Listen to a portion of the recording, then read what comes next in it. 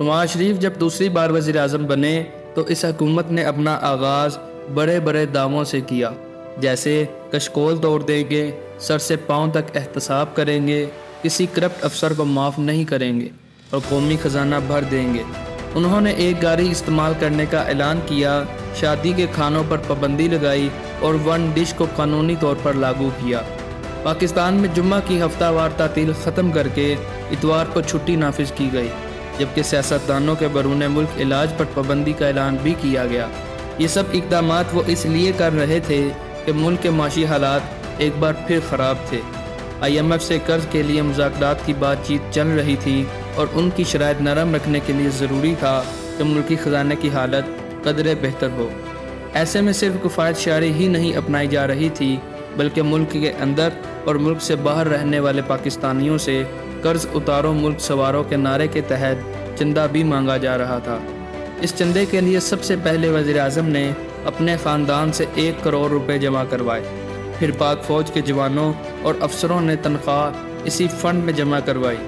یوں دیکھتے ہی دیکھتے بیرون ملک سے بھی پاکستانیوں نے اپنے وطن کی محبت میں 15 کروڑ ڈالر بھجوا دیے۔ قرض اتارو ملک سوارو اسکیم میں عوام نے تقریباً 150 ارب روپے جمع کروائے تھے۔ بہرحال ریکارڈ کے لیے بتاتے چلیں کہ یہ ایک ناکام اسکیم تھی جس کا کوئی نتیجہ نہیں نکلا، یہاں تک کہ جن لوگوں نے ڈالرز بینکوں میں قرض حسنہ کی شکل میں جمع کروائے تھے وہ بھی انہیں واپس نہیں ملے۔ بہرحال ابتدا میں یہ حکومت بہت مضبوط قدموں پر کھڑی تھی اور پاکستان میں 9 سال بعد ایک سیاسی استحکام محسوس ہو رہا تھا، اسی لیے اسٹاک مارکیٹ تیزی سے اوپر کی طرف گئی۔ وزیر اعظم کے حلف سے ایک دن پہلے سرمایہ کاری میں 12.5 ارب روپے کا اضافہ ہوا۔ یہ ایک ایسی حکومت تھی جس کو کسی دوسری دادی پارٹی کو وزارتیں دے کر خوش کرنے کی حاجت نہیں تھی، اس لیے وزیر اعظم نے چھوٹی کابینہ رکھی جس میں صرف 7 وزراء تھے، اگرچہ بعد میں ان کی تعداد میں اضافہ کیا گیا۔ یہ کام تو ہو رہے تھے لیکن ساتھ ساتھ اس حکومت کا سب سے زیادہ زور سابق حکومت کی مبینہ کرپشن پکڑنے اور اس حکومت کو بددیانت ثابت کرنے پر تھا۔ نواز شریف کو سابق حکومت سے اتنی بد اعتمادی تھی کہ انہوں نے بے نظیر دور میں کیے گئے عالمی وعدوں پر نظر ثانی کا اعلان کر دیا۔ نواز شریف ہی نہیں، بے نظیر بھٹو اور عمران خان بھی نواز شریف پر اعتماد نہیں کرتے تھے اور انہیں دھاندلی والا وزیر اعظم سمجھتے تھے۔ عمران خان اور بے نظیر بھٹو دونوں فوج پر الزام لگا رہے تھے کہ انہوں نے ٹھپے لگا کر نواز شریف کو وزیر اعظم کی کرسی پر بٹھایا ہے، جس پر آرمی چیف جنرل جہانگیر کرامت نے کھل کر وضاحت دی کہ فوجی جوانوں کے پاس نہ تو مہریں تھیں اور نہ ہی انہوں نے ڈبے لگائے، لیکن اپوزیشن کہاں مانتی تھی۔ بے نظیر بھٹو پر پارٹی دباؤ تھا کہ وہ مبینہ دھاندلی کے خلاف احتجاج کی کال دے، لیکن وہ کہتی تھی کہ جو وزیر اعظم کو لائے ہیں وہی ان سے ملکی حالات ٹھیک کروانے کی ذمہ داری بھی پوری کروائیں۔ یہ سب کام کرنے کے بعد نواز شریف نے بے نظیر بھٹو کے ساتھ مل کر حکومت کے سر پر 12 سال سے لٹکتی تلوار کو ہٹا دیا۔ آئین کی شک 58(2)B ختم کر دی گئی۔ اپوزیشن لیڈر بھٹو اس شک کے تحت پر بہت خوش نظر آ رہے تھے، کیونکہ اب وہ شخص جسے انہوں نے صدر بنایا تھا، جسے وہ اپنا بھائی کہتی تھی اور جس نے ان کی اسمبلی توڑی تھی، وہ ایک ربڑ سٹیمپ سے زیادہ اہمیت نہیں رکھتا تھا۔ آئین میں اس تبدیلی کو 13ویں آئینی ترمیم کے نام سے یاد کیا جاتا ہے۔ اس ترمیم کے بعد اب وزیر اعظم حکومت کا مرکز اور ایوان صدر ایک رسمی عہدہ رہ گیا تھا۔ اب نواز شریف عملاً ایک ڈکٹیٹر تھے۔ اس وقت جب وزیر اعظم کے لیے اپوزیشن کوئی مسئلہ کھڑا کر سکتی تھی اور نہ صدر مملکت، تو ایسے میں چیف جسٹس سجاد علی شاہ اور نواز شریف دونوں ایک دوسرے کے لیے مسئلہ بن گئے۔ دو اداروں کے آپسی اختلافات کا نتیجہ یہ ہوا کہ پاکستان میں وہ عجیب و غریب دن بھی آیا جب ملک میں 2 سپریم کورٹس بیک وقت کام کر رہی تھیں۔ ہوا یہ کہ نواز شریف نے حکومت سنبھالی تو فرقہ وارانہ دہشت گردی اور بم دھماکے ہو رہے تھے۔ نون لیگ کے خیال میں بہت سے دہشت گرد کمزور عدالتی نظام کی وجہ سے بچ جاتے تھے اور اکثر رہا ہو کر دوبارہ دہشت گردی پھیلانے جیسی سرگرمیاں شروع کر دیتے تھے۔ وزیر اعظم کے نزدیک اس کا حل تھا اسپیشل اینٹی ٹیررزم کورٹس، یعنی ایسی خصوصی عدالتیں جو دہشت گردی کے مقدمات کے جلدی فیصلے کر سکے۔ نواز شریف نے یہ عدالتیں قائم کرنے کے لیے پارلیمنٹ سے اینٹی ٹیررزم ایکٹ پاس کروایا، لیکن اس ایکٹ میں ایک مسئلہ تھا۔ مسئلہ یہ تھا کہ anti terrorism course supreme court کے ماتحت نہیں تھی، یعنی خصوصی عدالتوں کے فیصلوں کو سپریم کورٹ میں اپیل کے لیے نہیں لایا جا سکتا تھا۔ اس سے خدشہ تھا کہ عدالتیں سیاسی مقاصد کے لیے بھی استعمال ہو سکتی ہیں۔ چنانچہ چیف جسٹس سجاد علی شاہ نے خصوصی عدالتوں کو غیر قانونی قرار دے دیا۔ یہ وزیر اعظم اور چیف جسٹس میں پہلی درار تھی، اس لیے کچھ ہی دیر بعد نواز شریف اور چیف جسٹس کی دوسری 36 سپریم کورٹ میں نئے ججوں کے معاملے پر ہوئی۔ سجاد علی شاہ سپریم کورٹ میں اپنی مرضی کے 5 ججز لانا چاہتے تھے، لیکن نواز شریف کو اس پر اعتراض تھا کیونکہ وہ ان 5 میں سے کچھ ججز کو پسند نہیں کرتے تھے اور وہ انہیں تبدیل کرنا چاہتے تھے، مگر چیف جسٹس یہاں بھی اپنی بات منوانے میں کامیاب رہے۔ یہ معاملہ پاکستانی عدلیہ کی تاریخ کے اہم ترین معاملات میں سے ایک تھا۔ ان 2 واقعات کے بعد وزیر اعظم اور چیف جسٹس میں مستقل تناؤ پیدا ہو گیا۔ اس تناؤ میں چیف جسٹس کی حمایت صدر مملکت فاروق لغاری کر رہے تھے، جبکہ پارلیمنٹ وزیر اعظم کے ساتھ کھڑی تھی۔ پھر ایک واقعہ ہوا جس سے نواز شریف اور چیف جسٹس میں جاری تناؤ نے کھلی جنگ کی شکل اختیار کر لی۔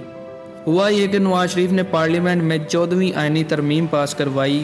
یہ ترمیم پارٹی ہے جس کو یہ اختیار دیتی تھی کہ اگر ان کا کوئی منتخب رکن اسمبلی الیکشن جیت کر اپنی وفاداری تبدیل کرتا ہے تو پارٹی قائد اس کی رکنیت معطل کر سکتا ہے، یعنی فلور کراسنگ پر رکن اسمبلی نااہل کیا جا سکتا تھا۔ سجاد علی شاہ نے اس ترمیم کو بھی غیر آئینی قرار دے کر مسترد کر دیا۔ اس بات پر اتنا طوفان اٹھا کہ معاملہ پوائنٹ آف نو ریٹرن پر آ گیا۔ اب وزیر اعظم خاموش نہیں رہے، انہوں نے پارلیمنٹ میں کہہ دیا کہ چیف جسٹس کا اقدام غیر آئین اور غیر قانونی ہے۔ ان کے اس بیان کو سجاد علی شاہ نے توہین عدالت قرار دے کر وزیر اعظم کو طلب کر لیا۔ نواز شریف مسلسل 2 روز اس مقدمے میں عدالت میں پیش ہوئے۔ انہوں نے معافی تو نہیں مانگی، لیکن تحریری بیان جمع کرایا کہ انہیں اپنے بیان پر افسوس ہے، لیکن چیف جسٹس صرف اس بیان پر چھوڑنے کو تیار نہیں تھے۔ انہوں نے توہین عدالت کی کارروائی جاری رکھی۔ اس دوران آرمی چیف جنرل جہانگیر کرامت نے مداخلت کی اور توہین عدالت کی کارروائی کو 1 ہفتے کے لیے رکوا دیا۔ لیکن اس 1 ہفتے کے دوران پہلے کوئٹہ اور پھر پشاور سپریم کورٹ رجسٹری میں 2 پٹیشنز فائل ہوئیں کہ چیف جسٹس سجاد علی شاہ کی تقرری ہی غیر قانونی تھی، کیونکہ جب 3 سال پہلے انہیں چیف جسٹس بنایا گیا تو وہ سپریم کورٹ کے سینئر ترین جج نہیں تھے۔ کوئٹہ اور پشاور بینچوں نے چیف جسٹس سجاد علی شاہ کی تقرری معطل کرتے ہوئے انہیں کام سے روکنے کے احکامات جاری کر دیے۔ چیف جسٹس سجاد علی شاہ نے بھی اپنی عدالت لگائی اور اپنے خلاف دیے گئے فیصلوں کو قلعتم قرار دے دیا۔ یوں سینئر ترین ججز ایک دوسرے کے آمنے سامنے آ گئے۔ اس کی وجہ حامد خان، جو سپریم کورٹ بار کے صدر PTI کے نائب صدر رہے ہیں، اپنی کتاب میں یہ لکھتے ہیں: چیف جسٹس سجاد علی شاہ کو عدلیہ میں زیادہ پسند نہیں کیا جاتا تھا۔ وہ من مانے فیصلوں کے عادی تھے، اس لیے ان کے خلاف یہ دراصل ایک بغاوت تھی جو ہو گئی تھی۔ معاملہ یہاں تک بڑھا کہ پشاور رجسٹری کا جج جسٹس سید الزمان نے خود چیف جسٹس کی ذمہ داریاں عارضی طور پر سنبھال لی۔ سجاد علی شاہ نے جسٹس سید الزمان کی زیر صدارت بننے والی عدلیہ کو مسترد کر دیا اور بطور چیف جسٹس اپنی ذمہ داریاں جوں کی توں انجام دیتے رہے۔ اب حال یہ تھا کہ ملک میں ایک نہیں 2 چیف جسٹس اور 2 سپریم کورٹس تھیں۔ دونوں سپریم کورٹس اپنی اپنی کاز لسٹ جاری کر رہی تھی۔ یہ ایک طرف تماشا تھا جو عوام کے لیے سمجھنے کا تھا اور نہ سمجھانے کا۔ اس دوران 28 نومبر کو نواز شریف کے خلاف توہین عدالت کیس کے دوران نون لیگی ارکان نے عدالت پر چڑھائی کر دی اور ہلر بازی کی سپریم کورٹ پر چڑھائی کرنے والوں میں نواز شریف کے وزیر داخلہ چودھری شجاعت حسین کا نام بھی آتا ہے۔ لیکن چودھری شجاعت حسین اپنی کتاب میں اس واقعے پر لکھتے ہیں کہ وہ نواز شریف کے وزیر داخلہ ضرور تھے، لیکن سپریم کورٹ پر حملے میں وہ نہیں، شہباز شریف ملوث تھے، کیونکہ جن لوگوں نے عدالت عالیہ پر حملہ کیا انہیں کیمے والے نان شہباز شریف نے بھیجے تھے۔ سپریم کورٹ پر حملے کے بعد چیف جسٹس سجاد علی شاہ کو فوجی کمانڈوز کے پہرے میں گھر پہنچایا گیا۔ اس لڑائی میں چونکہ صدر فاروق لغاری چیف جسٹس سجاد علی شاہ کے ساتھ تھے، اس لیے انہوں نے نواز شریف سے کہا کہ آپ کی انتظامیہ ناکام ہو گئی ہے، یعنی چیف جسٹس کو تحفظ دینے میں ناکام ہو گئی ہے۔ جواباً نواز شریف نے کہا کہ آپ کے انتہا پسندانہ اقدامات بلا جواز ہیں۔ ایسی سخت باتیں جو فاروق لغاری نے بے نظیر بھٹو کو کہی تھیں، تو بے نظیر بھٹو کی حکومت کے ہاتھ میں اس کا اشارہ تھا، لیکن اب بے نظیر بھٹو وزیر اعظم نہیں تھیں اور ٹیبلز فل ہو چکے تھے۔ چنانچہ وزیر اعظم نے صدر کے مواخذے کی تحریک قومی اسمبلی میں جمع کروا دی۔ اب وہ صدر جو بیت جنبش قلم ایک منتخب حکومت کو گرا چکے تھے، تنہا تھے۔ انہیں اپوزیشن کی مدد حاصل تھی، نہ آرمی چیف کی اور نہ آئین کی۔ انہیں صرف ایک ایسے چیف جسٹس کی حمایت حاصل تھی جسے اس کے ساتھی ججز نے غیر فعال بنا دیا تھا۔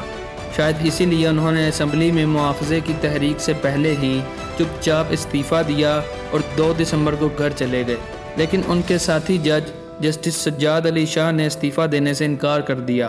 انہیں بھی حکومت نے طویل رخصت پر بیچ کر جسٹس اجمل میاں کو قائم مقام چیف جسٹس بنا دیا۔ بعد میں جسٹس سجاد علی شاہ کو برطرف اور ان کے کچھ فیصلوں کو کالعدم بھی قرار دیا گیا۔ اس بار پھر نواز شریف کے ساتھ اپوزیشن تھی، کیونکہ جب بے نظیر بھٹو اپنی حکومت کی برطرفی کے خلاف اپیل لے کر سپریم کورٹ گئی تھیں تو سجاد علی شاہ ہی تھے جنہوں نے صدر فاروق لغاری کی اسمبلیاں توڑنے کے اقدام کو درست قرار دیا تھا۔ تو یوں اب وہ دونوں اشخاص جنہوں نے بے نظیر بھٹو کی حکومت ختم کی تھی، 1 سال کے عرصے میں اپنے اپنے عہدوں سے فارغ ہو چکے تھے۔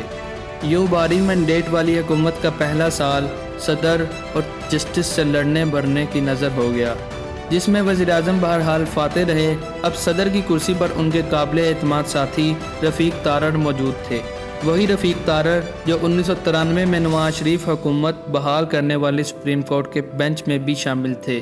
اب وزیر اعظم کا اعتماد اور بڑھا، اور اتنا بڑھا کہ انہوں نے قومی سلامتی کونسل جو نگران حکومت کے دور میں بنی تھی، اس کے اجلاس بلانا بھی بند کر دیے۔